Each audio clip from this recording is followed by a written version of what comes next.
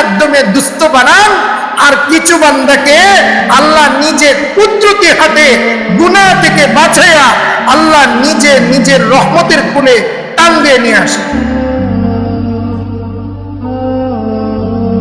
নিজের ক্ষমতার বলে হয় না।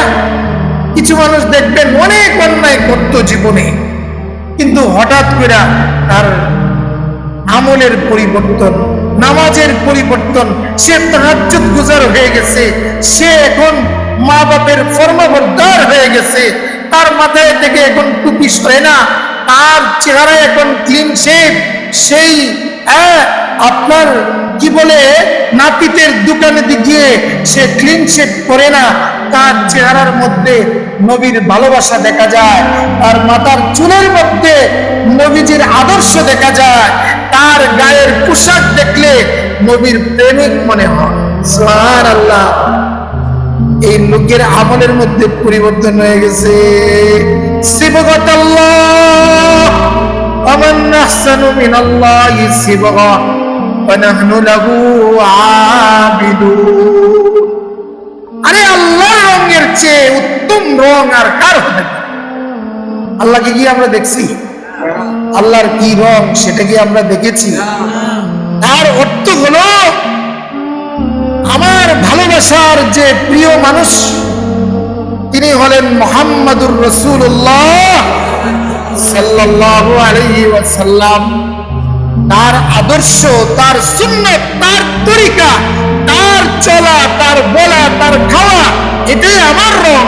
আমার ভালোবাসার যে বন্ধু, আমার যে দোস্ত, তার রঙই হলো আমার রং। সুবহানাল্লাহ। এই জন্য তার পথে চলো, তার রঙে রঙিন হয়ে যাও। আমাকে তো কথা বলতে দেখো নাই, সুতরাং লক্ষ্য করো আমার হাবিব কিভাবে কথা বলে, ওইভাবে কথা বলো। আমার হাবিব কিভাবে চলে, ওইভাবে তুমি চলতে থাকো। আমার হাবিব মানুষের সাথে কিভাবে ব্যবহার করে, ওইভাবে ব্যবহার করা শিখো। দেখো আমার হাবিব কিভাবে মানুষের সাথে লেনদেন করে, ওইভাবে লেনদেন করো। সিবগাতাল্লাহ। আরে এটাই আল্লাহর রং। তুমি আল্লাহর রং পাইবা কোথায়? দুনিয়াতে তো ওই চোখের পাওয়ার তোমার নাই মালিককে দেখার জন্য। আবার আল্লাহ তিনি তো মানুষের শাহ রগের চেয়েও আরো কাছে। মানুষের চোখের নিকটে যে জিনিসটা থাকে ওই জিনিসটা কিন্তু মানুষ দেখতে পায় না। কথা বলেন না কেন? চোখের কাছে কি আছে? চোখের পুতলি আছে, পাপড়ি আছে, কিন্তু এই চোখ দিয়া পাপড়ি দেখা যায় না। কথা বলেন না? আর আল্লাহ তো আরো কাছে। সুবহানাল্লাহ। আল্লাহ তাআলা আমার যিনি মাসুক, আমার যিনি খালেক, তিনি তো বান্দার আরো কাছে। এই জন্য আল্লাহ বলেন, আরে তুমি যদি চুপে চুপেও আমাকে ডাকো তাও শুনি। হজের মাস চলতেছে। আল্লাহ রাব্বুল আলামিন কোরআনে কারীমের মধ্যে হজের মাস হিসাবে সম্মানিত কয়েকটি মাস বলেছেন, তার মধ্যে শাওয়াল, জিলকদ, জিলহজ। শাওয়াল চলে গেছে, আমরা জিলকদে চলতেছি, সামনে জিলহজ মাস। আলহামদুলিল্লাহ, যারা হজের ইরাদা করেছেন, হজের সফরের জন্য নিয়ত করেছেন, অনেকেই বাইতুল্লাহর মুসাফির হয়ে গেছেন। আর যারা যাবেন তারা অপেক্ষায় আছেন, নির্ধারিত সময়ে উপস্থিত হবেন। হজ ইসলামের গুরুত্বপূর্ণ একটি রুকন। ইসলামের মূল স্তম্ভ হলো 5টি। বুনিয়াল ইসলাম আলা খামস, শাহাদাতু আল্লা ইলাহা ইল্লাল্লাহ وأن محمدا عبده ورسوله وإقام الصلاة وإيتاء الزكاة وصوم رمضان وحج البيت إن استطاع إليه سبيلا। পঞ্চম বিধান হলো হজ্জে বাইতুল্লাহ। আল্লাহ রাব্বুল আলামিন হজকে ধনীদের উপরে ফরজ করেছেন। যাদের হজে যাওয়ার সম্পদ রয়েছে, এমনকি হজ থেকে ফিরে আসার আগ পর্যন্ত পরিবারের লোকদের খরচ জোগানোর ব্যবস্থা রয়েছে, এমন মুসলমানের উপরে জীবনে একবার হজ ফরজ করেছেন। নামাজ যেমন ফরজ, রোজা যেমন ফরজ, মালের নেশাব পরিমাণ মালিক হলে যাকাত দেওয়া যেমন ফরজ, অনুরূপভাবে হজ্জে বাইতুল্লাহ এটাও ফরজ।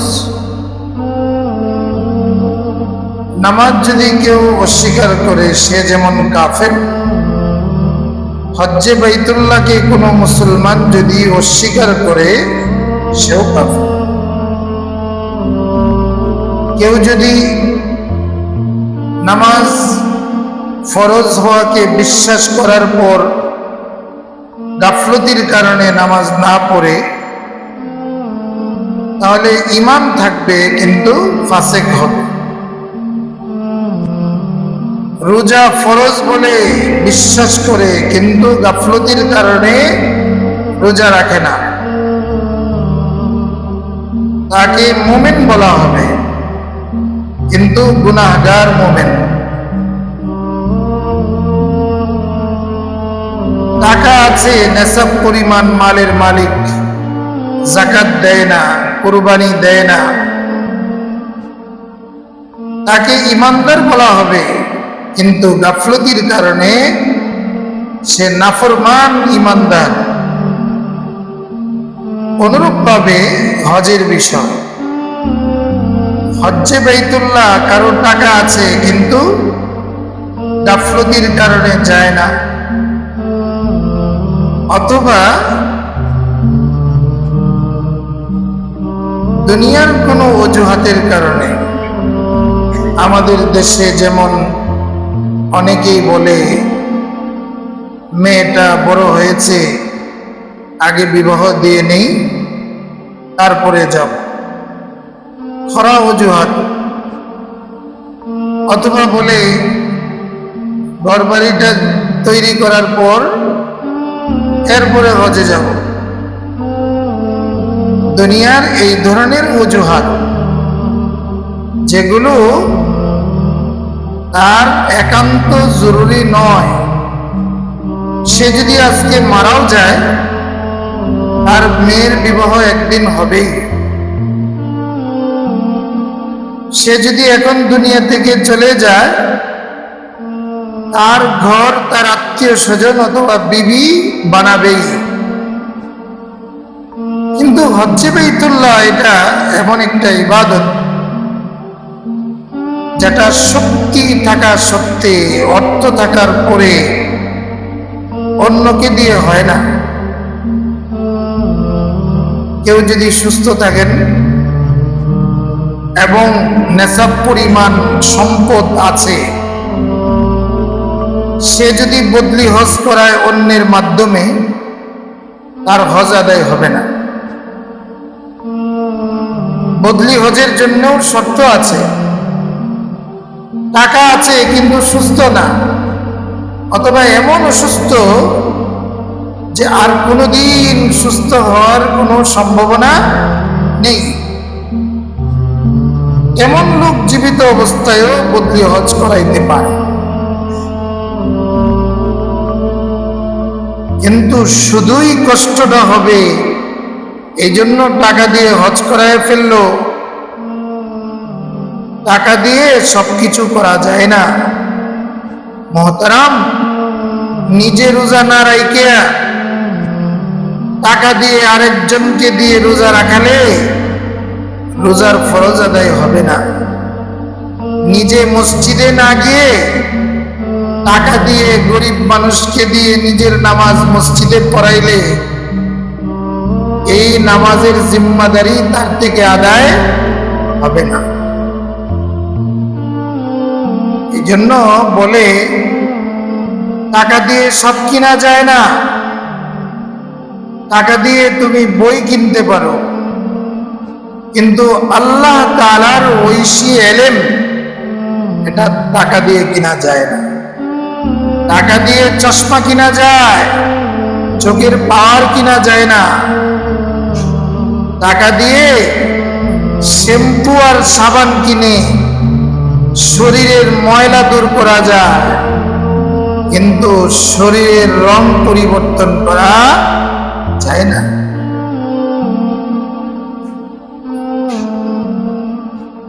গরিব মানুষ তাকেও মরতে হয়, ধনী মানুষ তাকেও মরতে হয়। মরার পরে হালত সবার সমান। তারও তিন কাপড়, যে ধনী, যে একেবারে রাস্তার ভিক্ষুক তারও তিন কাপড়। হয়তো ধনীর কাপড়টা 500 টাকা গজের, গরিবের কাপড়টা 100 টাকা গজের। ব্যবধান এতটুকুই। কাপড় 3টা, এর জায়গায় 4টা দেওয়া হবে না। এই জন্য মোহতারাম, ইবাদত বন্দেগী, এমন কিছু ইবাদত বন্দেগী আছে যেগুলো নিজে করতে হয়। এই স্বাদ নিজে করলে যতটুকু হয়, অন্যের মাধ্যমে সেই স্বাদ অর্জন হয় না। আপনি আপনার মায়ের জন্য দোয়া করলে, আপনার মায়ের জানাজা আপনি যদি তাকবীর বলে পড়ান, আপনার ভিতরে মায়ের ভালোবাসার যে তরঙ্গ সৃষ্টি হবে। দোয়া করলে মা এবং বাপের জন্য আপনার দিলের অন্তঃস্থল থেকে যে দোয়া আসবে, এই দোয়া ভাড়াটিয়া মৌলবী দ্বারা হবে না। এই দোয়া নিজের থেকে করতে হয়। হ্যাঁ, কোনো আল্লাহওয়ালাকে দিয়ে দোয়া করালেন, ভালো কথা, কিন্তু আপনারও কিছু কর্তব্য আছে। আপনার নিজের মা বাপের জন্য আপনার কিছু আমল আছে, যে আমলগুলো আন্তরিকতার সাথে নিজে যেভাবে করবেন অন্যের দ্বারা হবে না। আপনি হজ করলেন আর আরেকজনকে দিয়ে বদলি হজ করাইলেন, এই দুইটা এক হবে না। আপনার সামর্থ্য থাকলে চেষ্টা করুন, অথবা নিজের কোনো ছেলেকে, সুস্থ ছেলেকে সাথে নিয়ে যান, যতটুকু সম্ভব নিজে করেন। হজ্জে বাইতুল্লাহ, আল্লাহর ঘর দেখার আগ্রহ এবং প্রেরণা অন্তরে থাকা চাই। এটা মুমিনের হৃদয়ের স্পন্দন, ভালোবাসা, যে আমি আল্লাহর ঘর দেখতে চাই। আছে কিনা সকলের হৃদয়ে এই আকাঙ্ক্ষা আছে না? যারা দেখেছেন, আমার মনে হয় ওনাদের আগ্রহ আরো বেশি বেড়ে গেছে। আল্লাহ শেষবারে দোয়াটা করে আসে, আবার তুমি কবে আনবা, মাহরুম করিও না, আবার আসার তৌফিক দিও। বাইতুল্লাহ তো চম্বক, এটা এমন একটা আকর্ষণ যেটা পৃথিবীর একদম শেষ সীমানার যে মুমিন আছে তাকেও চম্বকের মতো আকর্ষণ করে সে তার উদরে নিয়ে আসে। এই জন্য আল্লাহ তাআলা বলেন, ওয়াযিন ফিন নাস وأذن في الناس بالحج يأتوك رجالا وعلى كل ضامر يأتينا من كل فج عميق আল্লাহ তাআলা ইব্রাহিম আলাইহিস সালামকে বললেন, ইব্রাহিম তুমি এলান করো, হজের এলান করো, হে দুনিয়ার মানুষ, আল্লাহর হুকুমে আল্লাহর ঘর বানাইলাম, এই ঘরে আসো, এই ঘরে তওয়াফ করো, এই ঘরের পাশে সাফা এবং মারওয়াতে সাই করো, মিনার ময়দানে এসে কুরবানি করো, মিনাতে জামরায়ে আকাবা, জামরায়ে উলা, জামরায়ে উস্তা, বড় শয়তান, মেজু শয়তান, ছোট শয়তান, এই তিন শয়তানকে পাথর মারো। আসো আল্লাহর কুদরত দেখো, যে আরাফার ময়দানে আল্লাহ তাআলা হযরতে আদম এবং হাওয়া আলাইহিস সালামকে একত্রিত করেছিলেন, সেই আরাফার ময়দানে আসো। তোমাদের বাপ এবং মায়ের স্মৃতি বিজড়িত দোয়া কবুলের জায়গা, সেই জায়গাতে এসে উকুফ করো, অবস্থান করো, এখানে এসে চাও তো আমি আল্লাহ তোমার দোয়া কবুল। আল্লাহ তাআলা হযরত আদম আলাইহিস সালামকে শিখিয়ে দিয়েছিলেন এভাবে দোয়া করো, রব্বানা যালামনা আনফুসানা, রব্বানা যালামনা আনফুসানা ওয়া ইল্লাম তাগফির লানা ওয়া তারহামনা লানাকুনান্না মিনাল খাসিরিন। রব্বানা যালামনা আনফুসানা ওয়া ইল্লাম তাগফির লানা ওয়া তারহামনা লানাকুনান্না মিনাল খাসিরিন। আল্লাহ তাআলা শত শত বছর কান্নার পরে আদম আলাইহিস সালাম আর মা হাওয়া আলাইহিস সালামকে মিলিয়ে দিলেন আরাফার ময়দানে।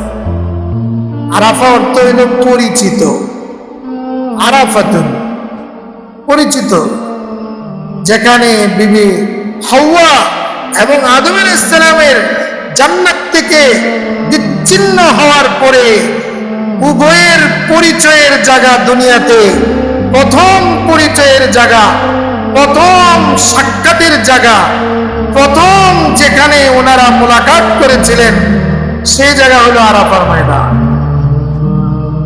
হাজী সাহেবরা যারা হজে গিয়েছেন, পাহাড়ের মধ্যে একটা খাম্বা আছে, আরাফার পাহাড়ের নাম কি? জাবাল রহমত, রহমত নাজিলের পাহাড়। এটার মধ্যে আল্লাহর রহমত নাজিল হয়েছে। হাদিস শরীফের মধ্যে আছে এই আরাফার ময়দানেই আল্লাহ তাআলার আদালত কায়েম হবে কিয়ামতের ময়দানে। সুবহানাল্লাহ, আল্লাহ পাকের আদালত কায়েম হবে।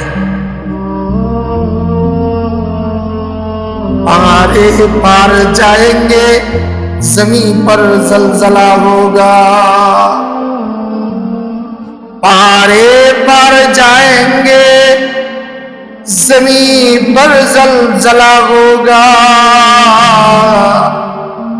मोहम्मद तख्त पर होगा अदालत पर खुदा होगा, मोहम्मद तख्त पर होगा আদালত পর খুদা হোগা।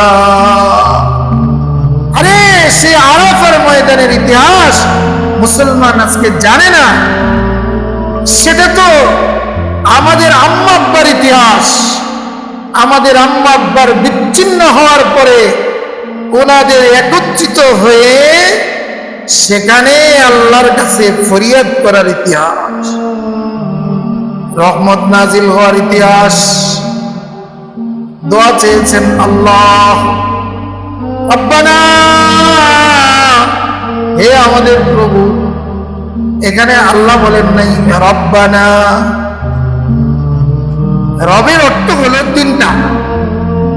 রব্বুন মানে প্রতিপালক, রব্বুন মানে যিনি মালিক, রব্বুন মানে যিনি পালনেওয়ালা, খাওয়ানেওয়ালা, তিনি হলেন রব। যিনি তরবিয়ত দিতে দিতে অল্প অল্প করে লালন পালন করে বড় করেছেন, তিনি আমাদের রব। বলেন না তিনি আমাদের রব। যিনি আমাদের রব তিনি আমাদের সব। যিনি আমাদের রব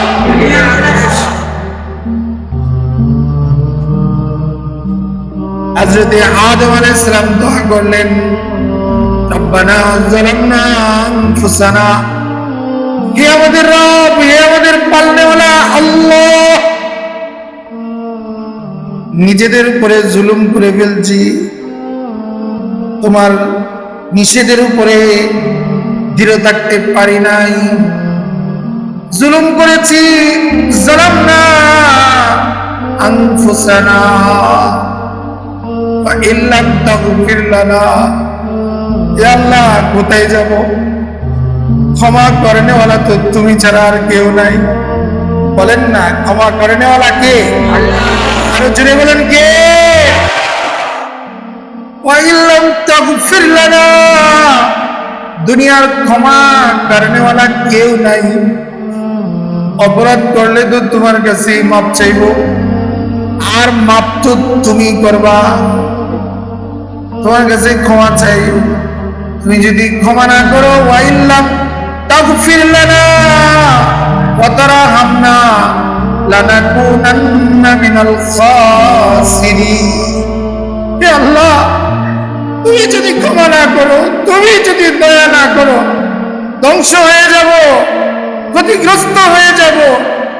আর কোনো দরবার নাই, আর কোনো রাস্তা নাই, কোনো রাস্তা নাই, কোনো আশ্রয়ের জায়গা নাই। আল্লাহ তুমি একমাত্র আশ্রয়, তুমি আমাদের একমাত্র ক্ষমা করনেওয়ালা, তুমি আমাদেরকে মাফ করো। বান্দা যখন নিজেকে বিনয়ের সাথে আল্লাহর দরবারে মিটে দেয়, চোখের একটু পানি ফেলে দিয়ে আল্লাহকে ডাক দেয়, আল্লাহ তাআলার রহমতের সাগরের মধ্যে ঢেউ সৃষ্টি হয়ে যায়। আরে আমার বান্দা বলে কি? আল্লাহ তাআলার গফফারিয়তের সামনে এই গুনাহ তো কিছুই না।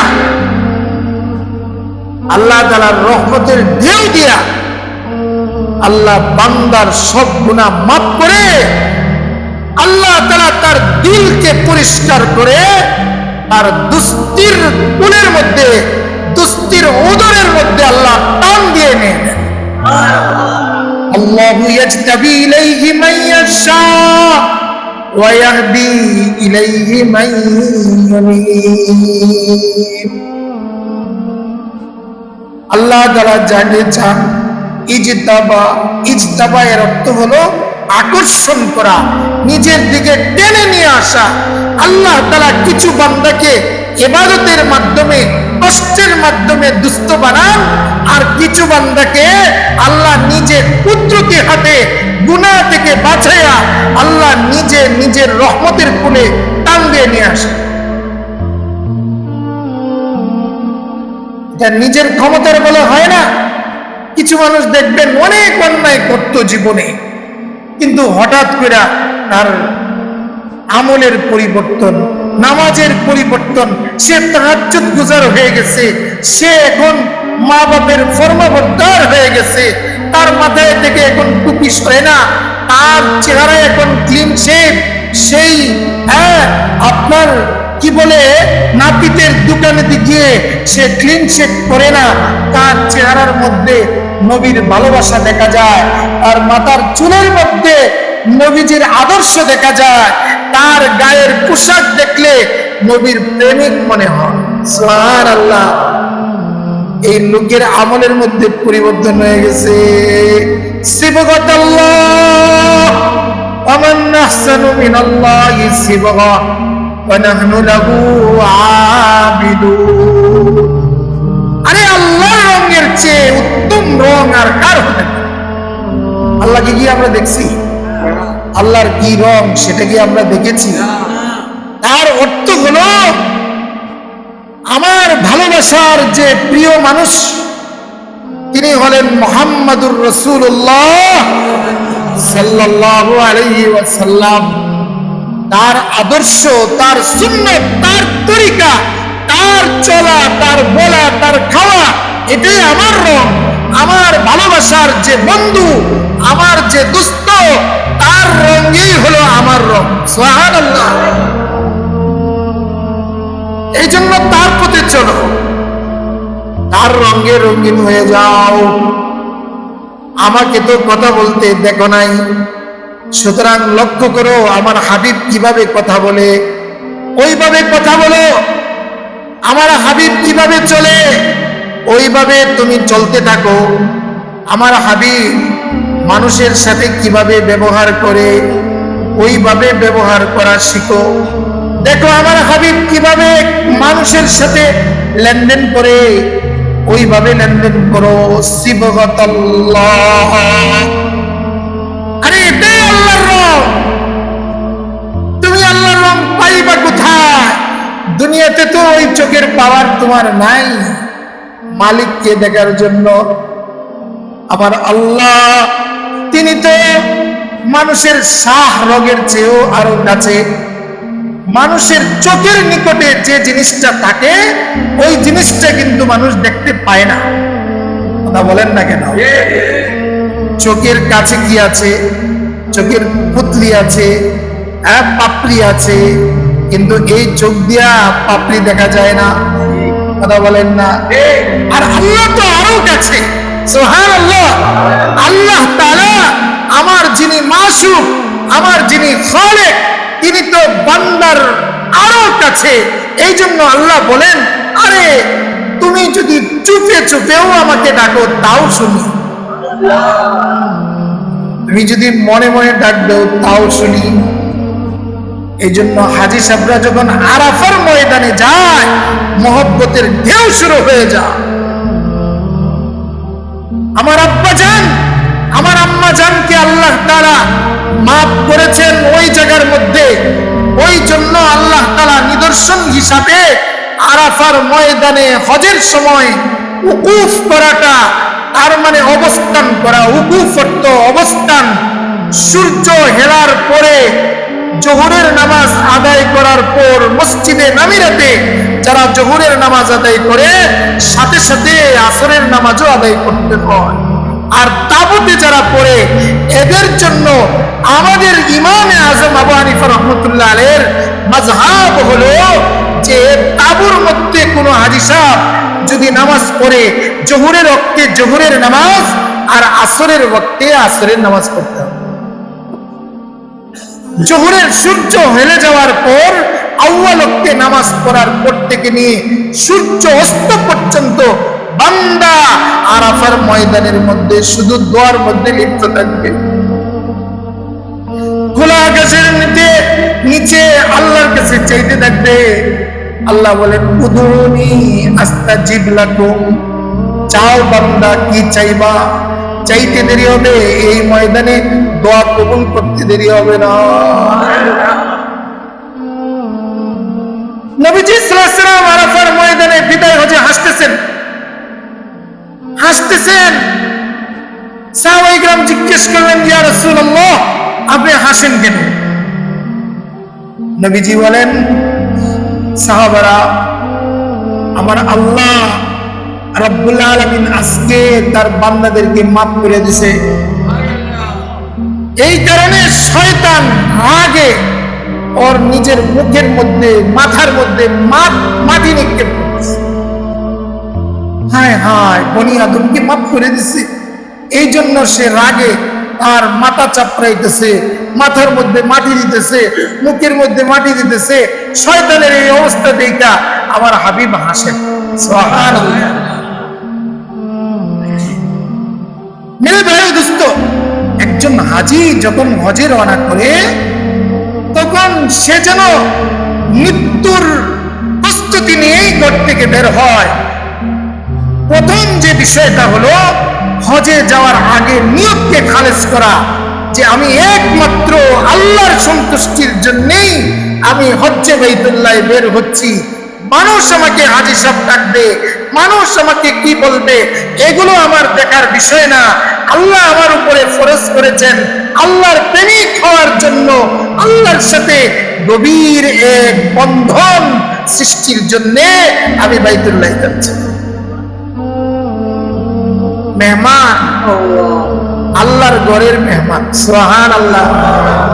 মালিক মেজবান যেমন হয়, মেহমানদারিও তেমন হয়। আল্লাহ অল্প দিয়ে বিদায় দেন না, অনেক বড় কিছু দিয়ে বিদায় দেন। এই জন্য যারা হজে যাব, আমাদের প্রথম কাজ হলো নিয়তকে খালেজ করা। দ্বিতীয় কাজ হলো যাদের পাওনা আছে যথাসম্ভব সেই পাওনাগুলো এগুলোকে আদায় করে যাওয়া। যদি সম্ভব না হয় কমপক্ষে লিখে নিজের আপনজনের কাছে এটাকে দিয়ে দেওয়া, আপনজনদের কাছে ওসিয়ত করে যাওয়া, আমি যদি ফিরে না আসি এই পাওনাদার আছে তাদেরকে তুমি এই পাওনাগুলো দিয়ে দিও, আমি আমার সম্পদ রেখে গেলাম, বিক্রয় করে দিয়ে দিও। 3 নম্বর হলো তুমি যে টাকা দিয়ে হজে যাচ্ছ তোমার এই টাকাটা যেন নিরেট হালাল টাকা হয়। অন্যের টাকা আত্মসাৎ করে, অন্যের জমিন অন্যায়ভাবে ঘাস করে বিক্রয় করে হজে যাচ্ছ, 100বার হজ করলেও হজ কবুল হবে না। হজ কবুলের প্রথম শর্তই হলো তোমার হজের আসা যাওয়ার টাকাটা হালাল হতে হবে। অনেকে আছে ব্যাংকে টাকা রাখে হজে যাওয়ার জন্য, হ্যাঁ সেটা আপনি কি অ্যাকাউন্ট করবেন? যে টাকা রাখলে আপনার টাকা কমে, সেভিং এর জন্য নাকি এটা কারেন্ট, সে অ্যাকাউন্ট করেন। আপনার এই টাকা দিয়ে সুদ জমাবেন আর ব্যাংক আপনাকে সুদ দিবে। এই হালাল টাকার সাথে সামান্য হারামের যদি মিশ্রণ হয় তাহলে পুরাটাই হারাম হয়ে যায়। এই জন্য টাকা যদি সংরক্ষণ করতেই হয়, ব্যাংকে রাখা ছাড়া যদি কোনো আস্থার জায়গা না পাওয়া যায় তাহলে আপনি কারেন্ট অ্যাকাউন্ট করেন। হয়তো তারা তাদের কিছু এই ব্যাংকের কর্মকর্তারা হেফাজত করতেছে, এর জন্য কিছু টাকা আপনার কাছ থেকে কেটে রাখবে, কিন্তু আপনার টাকার সাথে যেন এই সুদের একটা টাকাও মিশ্রিত না হয়, এর থেকে আপনাকে হেফাজত। এরপরে হজে যাওয়ার জন্য 4 নম্বর গুরুত্বপূর্ণ বিষয় হলো আপনি একজন ভালো সঙ্গী তালাশ করেন। আমরা কি করি, যেখানে সস্তা পাওয়া যায় ওই তালাশ করি। হজের সাথী যদি ভালো না হয়, আপনি 6 লক্ষ টাকা খরচ করে হজ করবেন আর এই হজ প্রথমেই আপনার বিমান থেকে নেমেই হজ নষ্ট, অথবা বিমানের ভিতরেই হজ নষ্ট, অথবা হোটেলে গিয়ে দেখবেন বলেছিল 3 সিটের রুম দিবে, এখন দেখা যায় 6 জন। প্রথমেই ইহরাম বাঁধা অবস্থায় আপনি প্রথমেই মুআল্লিমকে দিবেন এই বেটা আমাকে চিনোস, আপনার হজ ইহরাম ওইখানেই মাটি হয়ে গেল।